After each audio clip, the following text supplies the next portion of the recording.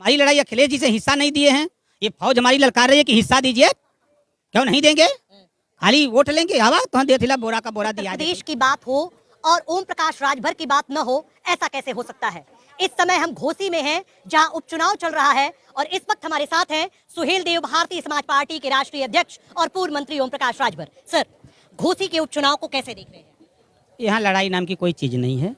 ये समाजवादी पार्टी के नेताओं का बयान हताशा और निराशा का बयान आ रहा है, और एनडीए के पास जिस वोट के लिए वो परेशान हैं, वो एनडीए वो पीडीए के लिए परेशान थी सपा, वो पीडीए एनडीए में विलय हो गया और एनडीए ने पीडीए को टिकट दे दिया। एनडीए ने पीडीए को टिकट दे दिया? अरे भाई, का अखिलेश जी जो बताते थे तो वही पीडीए को ने टिकट दिया एनडीए, वो कहाँ दिए?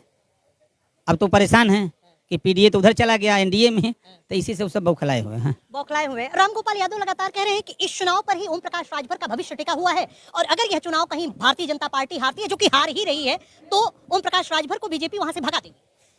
देखिए, वो कह रहे हैं कि अगर हार रही है, काम बिगाड़े तीन अगर मगर लेकिन उनका काम खत्म। पहली बार अपने राजनीतिक जीवन में पहली बार गांव में 9 बजे सुबह जाकर के जिस जाति के कपड़े महकते थे, सड़क शरीर से बदबू आती थी, उस कौम में जाकर के दे दो राम, दिला दो राम, जान बचा दो राम, ये नारा गांव में लगा रहे हैं। जब सिपाही बनाना था, नाई गोणपाल प्रजापति राजभर चौहान बिंद केवट मला आरा करकबंसी बंजारा बहलिया खंगार जुल्हा दुनिया सारी से सैयद पठान, तब तो नहीं बोले।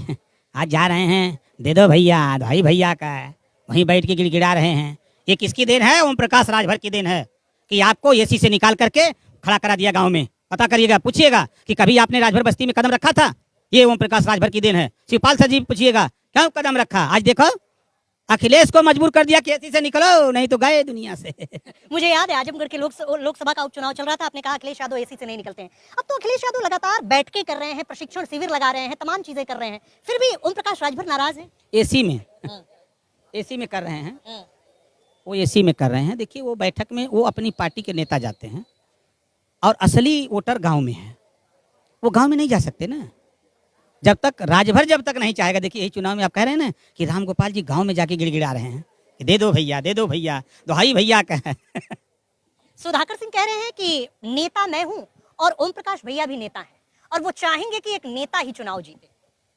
देखिए, जो वो कह रहे हैं कि मैं नेता हूं, नेता की परिभाषा हमने पढ़ा है, जनता द्वारा चुने गए प्रतिनिधि को नेता कहते हैं, जो मैं पढ़ा हूं।